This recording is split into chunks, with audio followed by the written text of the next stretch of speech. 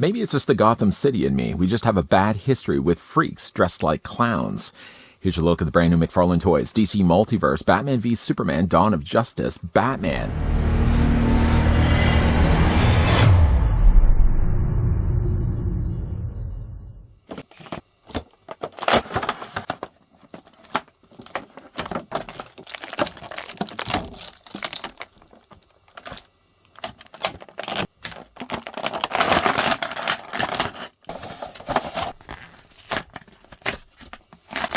Fearing the actions of a godlike superhero left unchecked, Gotham City's own formidable, forceful vigilante takes on Metropolis's most revered modern-day savior, while the world wrestles with what sort of hero it really needs. And with Batman and Superman at war with one another, a new threat quickly arises, putting mankind in greater danger than it's ever known before.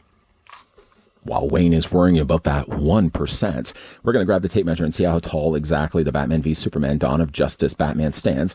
While I'm doing this as well, I'd like to thank the folks once again at McFarlane Toys that did provide the sample we could have a look at.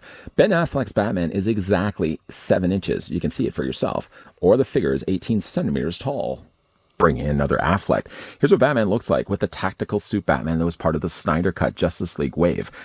This figure also as well drives home one idea, is that the Batman v Superman Batman is a little bit taller, and he's actually sporting a fabric cape. That same wave, by the way, as well gifted us a Man of Steel. So while we don't have one yet for the Batman v Superman line, we at least have a stand-in Superman that you can have battling the bats. That movie as well did introduce as well Wonder Woman, the Trinity after all. We did get one Wonder Woman that was okay, but we did get a much superior looking Wonder Woman that was part of the Shazam Fury of the Gods. Batfleck's accessories are the following. The figure, first of all, comes included with a very familiar DC logo stand that has the logo printed in the middle, and off to the far corner a peg that can plug into either one of Bat's boots. I know, we've seen these lots of times. The figure as well comes included with the poster art depicted here as a trading card. Not one of my favorite posters from the movie, but it does depict Batman on one side, Superman on the other, and an amalgamation of both the characters' logos in the middle. On the back, it does give us at least a read-up that's specific to the movie, and not just a generic Batman read. It does give us the real name, of course, of Bruce Wayne, and just above that, Batman v Superman, Dawn of Justice. When it comes to storing these in my trading card sheets, I tend to separate them by what category. Movie tie-in cards are always on one sheet.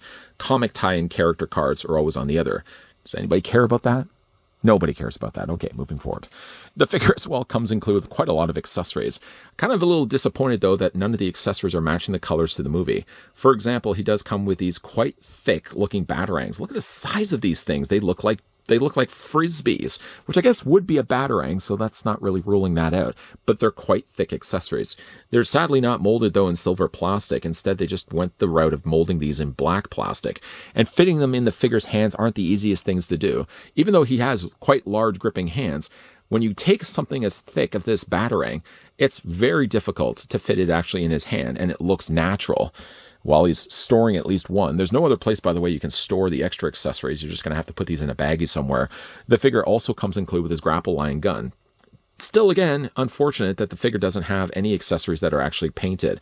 They left off, for example, the brown handle. They left off giving the barrel a little bit of silver paint.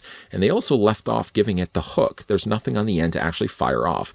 And again, because the handle is so thick, do your best to try to fit the actual accessories into either one of his hands. At least he does actually have two gripping hands. If you prefer to, though, to be punching Kryptonians, then he also comes included with these hands as well.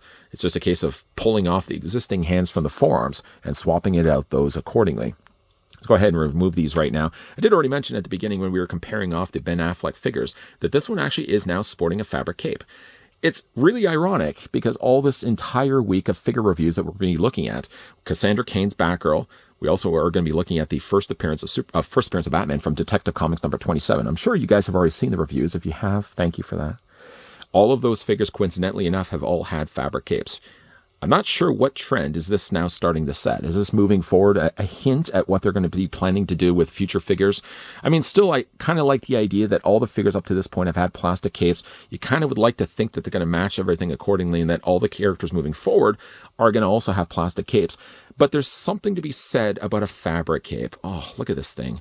It's a nice thick plastic, for a nice thick material. First of all, it's got a little bit of elasticity. It's a decent quality material that they've actually used. And I gotta say, also by attaching this on the back of Ben Affleck's Batman, it does give him sort of more of a premium feel to it. There's a flow, a natural drape to it that you just can't quite pull off with plastic. I know I did say I like plastic capes, but there's something to be said about giving a character a fabric cape from time to time. Again, maybe you might be doing this as a move moving forward. The cape actually is attached quite nicely.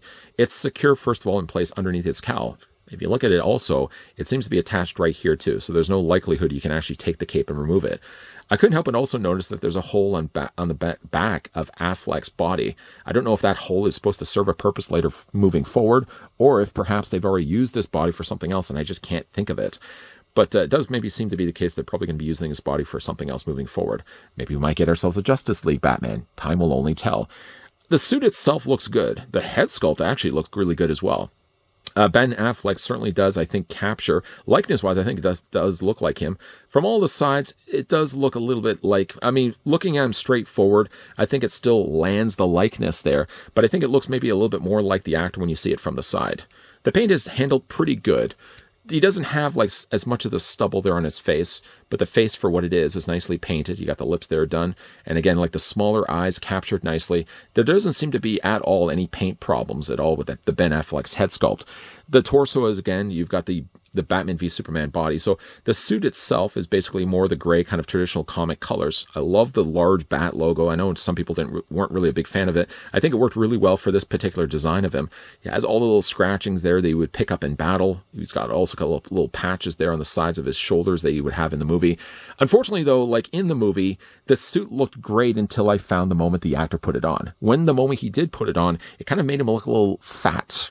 I just wish that they didn't add as much padding, because Ben Affleck worked like a dog building up the mass that he had leading up to that role, that I don't think really, like, the suit itself needed to have additional padding to it. And I think maybe as a resulting of that, he does look a little puffy in the movie. He doesn't look as bad in Justice League.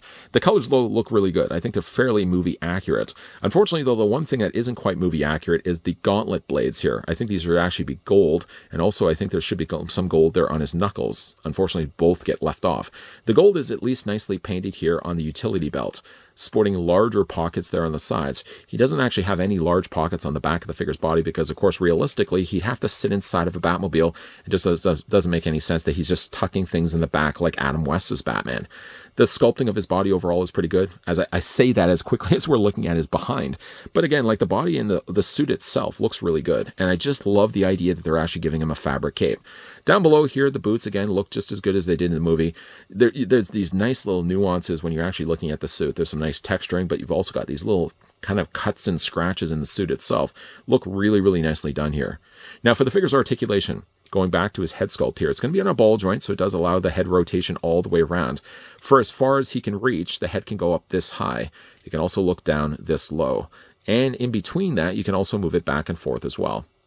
So if you wanted to have his head tilting, for example, why did you say that name? Oh, right, he's wearing a different suit by then. The upper body is going to be on a ball joint, so that very freely rotates all the way around. The figure also at the bottom of his abdomen does also have a very similar ball joint, so that can rotate all the way around. His arms easily come out at 90 degrees, no problems there at all. You can easily rotate as well the arms all the way around. I did notice, though, that the shoulder is a little loose on this one side, but not enough that I feel it's going to get looser than what it is right now, unless I'm just one that gets, a little bit more, more aggressive with the figures themselves. But the shoulders seem pretty good, just a little on the tad loose side. Swivel in the bicep is always there. The double hinge on the elbow is always appreciated, and the hands do rotate all the way around.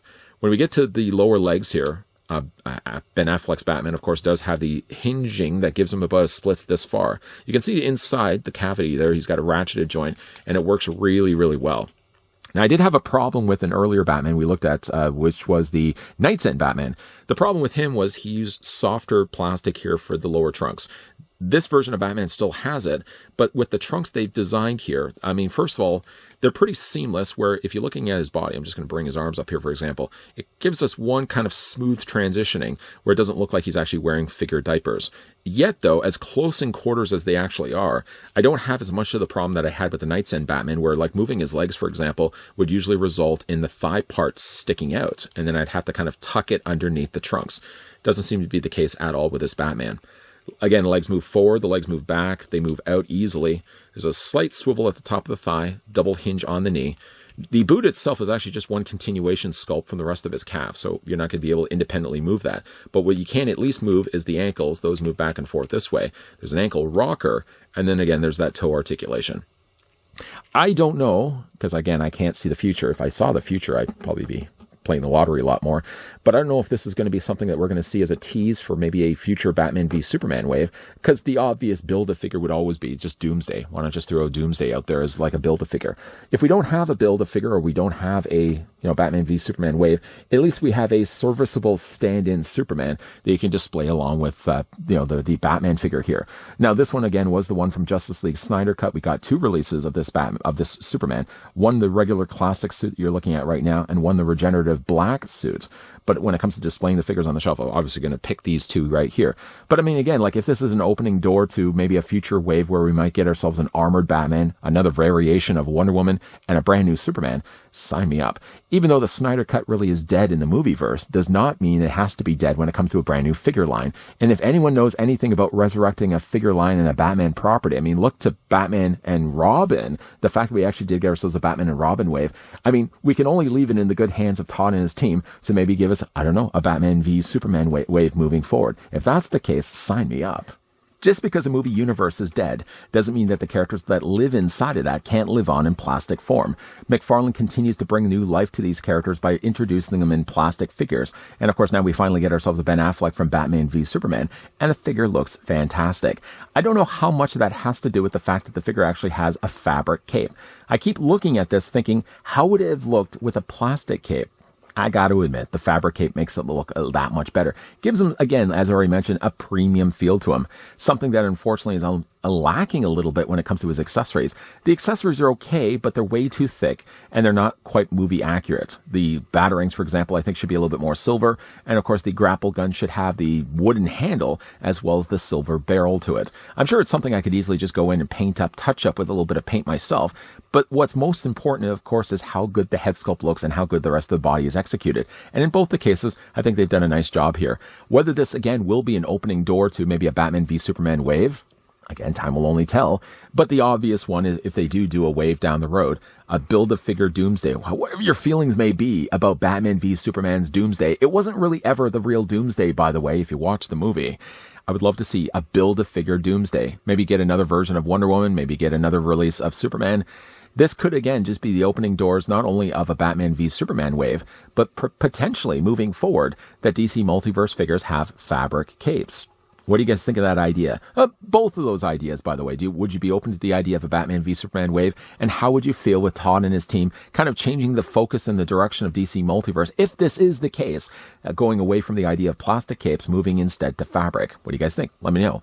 Big thank you once again to the folks over at McFarlane Toys that did provide the sample, the Batman v Superman Dawn of Justice, Ben Affleck Batman. We can have a look at this review. If you guys did enjoy this video, I want to throw it a like. If you guys are loving the content you guys are seeing and you'd like to be on board for more, if you haven't already done so, make sure you hit that subscribe button down below and you're turning on the bell notification.